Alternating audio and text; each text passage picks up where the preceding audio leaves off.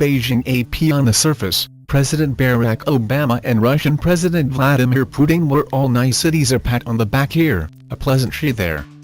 But away from the cameras, the two leaders circled each other warily at a global summit in China, coming face to face while relations between their countries continue to deteriorate.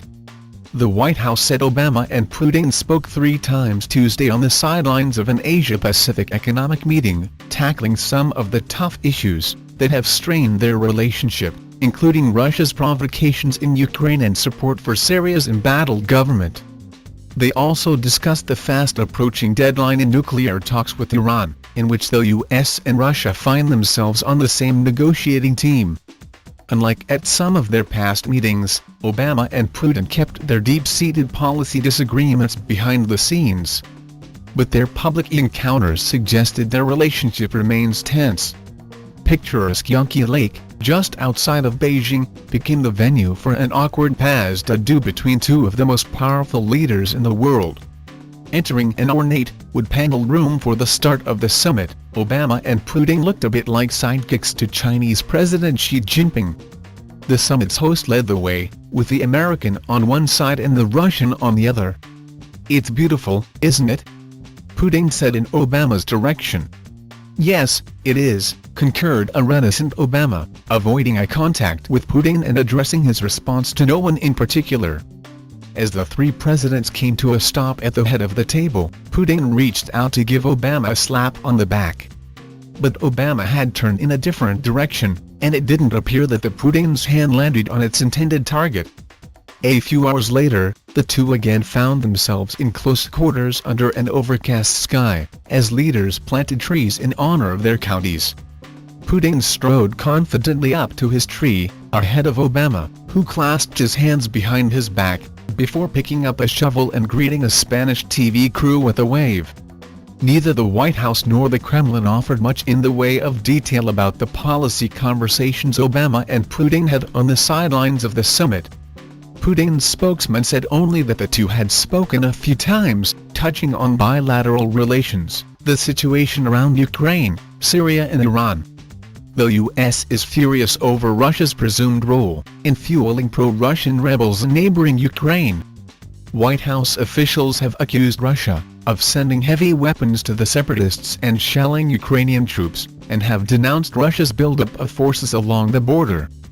A truce reached in September between the rebels and Ukraine's government is teetering, destabilized by what the White House calls a blatant escalation by Russia, and rebel-organized elections in eastern Ukraine, that the U.S. condemned as a sham.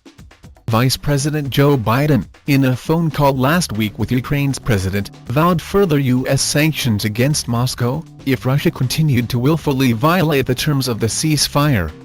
Russia's economy has taken a major hit following US and EU sanctions. The ruble has plunged by a third this year, and hit an all-time low last week, but Putin has dismissed the notion that he's hurting at the hands of the West.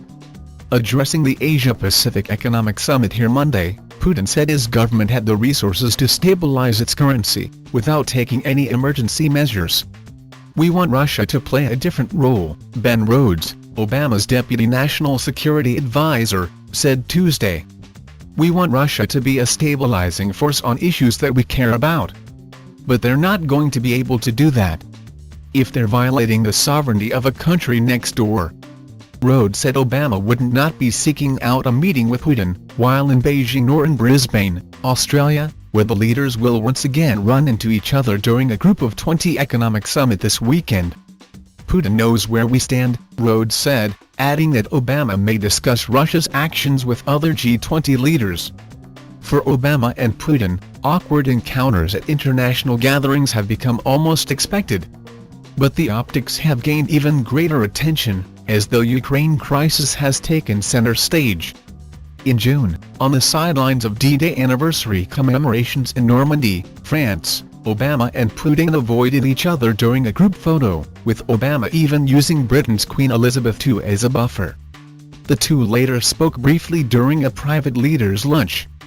And during a formal meeting last year during a summit in Northern Ireland, Putin slumped in his chair and sat stone-faced, as Obama tried to joke about the Russian leader's athletic ability. Obama later said Putin frequently looks like the bored kid in the back of the classroom. AP White House correspondent Julie Pace in Beijing and AP writer Vladimir Sanenkov in Moscow contributed to this report. Don't forget to follow Tattoo1009.com on Facebook and Twitter and YouTube, and Dailymotion and Stumble Upon. Please help spread the word by sharing our articles on your favorite social networks. Go to the links in the below section for updates every day. From my cold dead hands, abolish the corporate government.